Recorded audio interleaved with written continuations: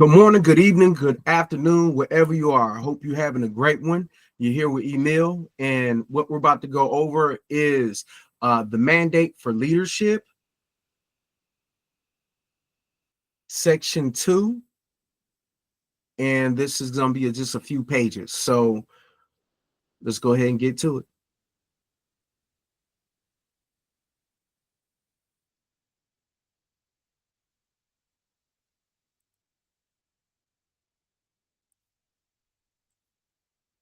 Section 2. While the lives of Americans are affected in noteworthy ways, for better or worse, by each part of the executive branch, the inherent importance of national defense and foreign affairs makes the Departments of Defense and State first among equals. Originating in the George Washington administration, the War Department, as it was then known, was headed by Henry Knox, America's chief artillery officer in the Revolutionary War. Thomas Jefferson, the primary author of the Declaration of Independence, was the first Secretary of State. Despite such long and storied histories, neither department is currently living up to its standards, and the success of the next presidency will be determined in part by whether they can be significantly improved in short order. Ever since our founding, former Acting Secretary of Defense Christopher Miller writes in Chapter 4, Americans have understood that the surest way to avoid war is to be prepared for it in peace. Yet the Department of Defense is a deeply troubled institution. It has emphasized leftist politics over military readiness. Recruiting was the worst in 2022 that it has been in 2 generations, and the Biden administration's profoundly uncertain equity agenda and vaccine mandates have taken a serious toll. Additionally, Miller writes that the atrophy of our defense industrial base, the impact of sequestration, and effective disarmament by many U.S. allies have exacted a high toll on America's military. Moreover, our military has adopted a risk-averse culture. Think of masked soldiers, sailors, and airmen rather than instilling and rewarding courage in thought and action. The good news is that most enlisted personnel, and most officers, especially below the rank of general or admiral, continue to be patriotic defenders of liberty. The Common Defense 88 mandate for leadership, the conservative promise, but this is now Barack Obama's General Officer Corps. That is why Russ Vought argues in Chapter 2 that the National Security Council should rigorously review all general and flag officer promotions to prioritize the core roles and responsibilities of the military over social engineering and non-defense related matters, including climate change, critical race theory, manufactured extremism, and other polarizing policies that weaken our armed forces and discourage our nation's finest men and women from enlisting. Ensuring that many of America's best and brightest continue to choose military service is essential. By far the most significant danger to America from abroad, Miller writes, is China. That communist regime is undertaking a historic military buildup, which could result in a nuclear force that matches or exceeds America's own nuclear arsenal. Resisting Chinese expansionist aims requires a denial defense whereby we make the subordination of Taiwan or other U.S. allies in Asia prohibitively difficult. However, Miller adds that theoretically, the United States must be able to do this at a level of cost and risk that Americans are willing to bear.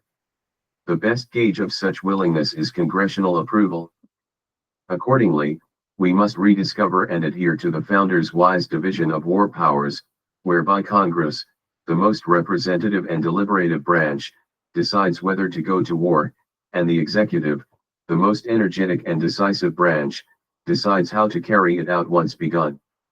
As the past 75 years have repeatedly demonstrated in different ways, from Korea, to Vietnam, to Iraq, to Afghanistan, we depart from our constitutional design at our peril.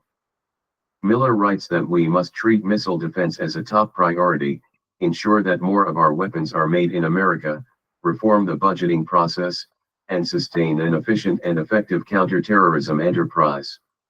Across all of our efforts, we must keep in mind that part of peace through strength is knowing when to fight.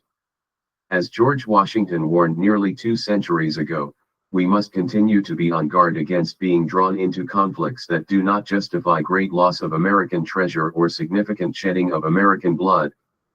At the same time, we must be prepared to defend our interests and meet challenges where and when they arise. An effective diplomatic corps is central to defending our interests and influencing world events. Whereas most military personnel have had leftist priorities imposed from above, the problem at stake comes largely from within. Former State Department Director of Policy Planning Kyron Skinner writes in Chapter 6, large swaths of the State Department's workforce are left-wing and predisposed to disagree with the conservative president's policy agenda and vision. She adds that the department possesses a belief that it is an independent institution that knows what is best for the United States, sets its own foreign policy, and does not need direction from an elected president, a view that does not align with the Constitution. 89 Section 2, the common defense. The solution to this problem is strong political leadership. Skinner writes, the next administration must take swift and decisive steps to reforge the department into a lean and functional diplomatic machine that serves the president and, thereby, the American people. Because the Senate has been extraordinarily lax in fulfilling its constitutional obligation to confirm presidential appointees, she recommends putting appointees into acting roles until such time as the Senate confirms them. Skinner writes that states should also stop skirting the Constitution's treaty-making requirements and stop enforcing agreements as treaties. It should encourage more trade with allies, particularly with Great Britain, and less with adversaries. And it should implement a sovereign Mexico policy, as our neighbor has functionally lost its sovereignty to muscular criminal cartels that effectively run the country. In Africa, Skinner writes, the U.S. should focus on core security, economic, and human rights rather than impose radical abortion and pro-LGBT initiatives. Divisive symbols such as the rainbow flag or the Black Lives Matter flag have no place next to the stars and stripes at our embassies. When it comes to China, Skinner writes that a policy of compete where we must, but cooperate where we can, has demonstrably failed. The People's Republic of China's, PRC, aggressive behavior, she writes, can only be curbed through external pressure. Efforts to protect or excuse China must stop. She observes, many were quick to dismiss even the possibility that COVID escaped from a Chinese research laboratory. Meanwhile, Skinner writes, global leaders including President Joe Biden, have tried to normalize or even laud Chinese behavior. She adds, in some cases, these voices, like global corporate giants BlackRock and Disney or the National Basketball Association, NBA, directly benefit from doing business with Beijing.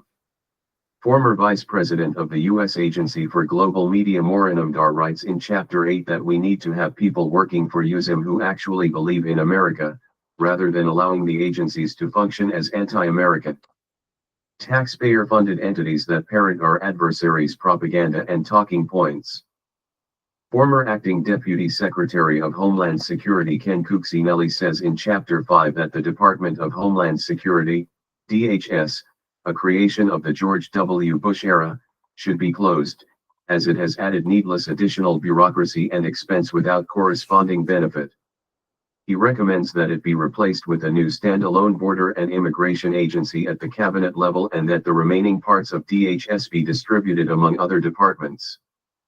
Former Chief of Staff for the Director of National Intelligence Dustin Carmack writes in Chapter 7 that the U.S. intelligence community is too inclined to look in the rearview mirror, engage in groupthink, and employ an overly cautious approach aimed at personal approval rather than at offering the most accurate, unvarnished intelligence for the benefit of the country.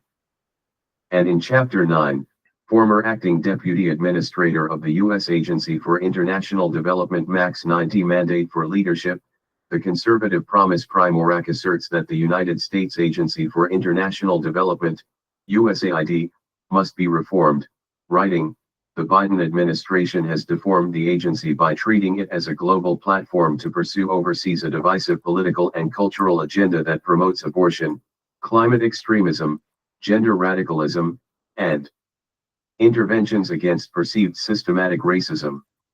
If the recommendations in the following chapters are adopted, what Skinner says about the State Department could be true for other parts of the federal government's national security and foreign policy apparatus, The next conservative president has the opportunity to restructure the making and execution of U.S. defense and foreign policy and reset the nation's role in the world. The recommendations outlined in this section provide guidance on how the next president should use the federal government's vast resources to do just that.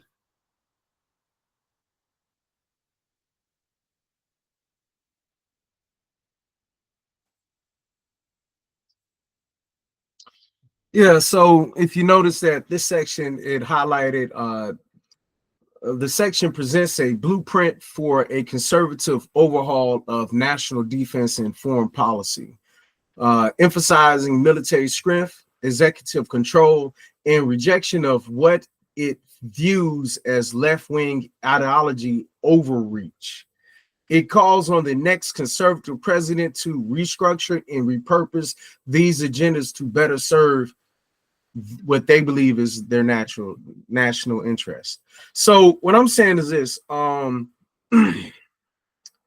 they're basically saying that the hiring practices that the military has implemented is not helping. And if anybody would see what 1950s, 1940s, the videos that they try to only display as far as this is good, this is great. The Tuskegee Airmen, it's a lot of stuff that they probably feel that we don't need to talk about. Like, oh, Tuskegee Airmen really wasn't it. But anybody back then who had to go and do missions, they wanted them behind them, and they were great. But that's neither here nor there. So again, if you participated in April 5th, I really appreciate you. If you want to talk to Tesla Saturday, just go ahead and show up at Tesla Takedown. Any kind of thing that Resistance Lab is doing, I recommend you reaching out to Resistance Lab. Outside that, this is going to be for democracy.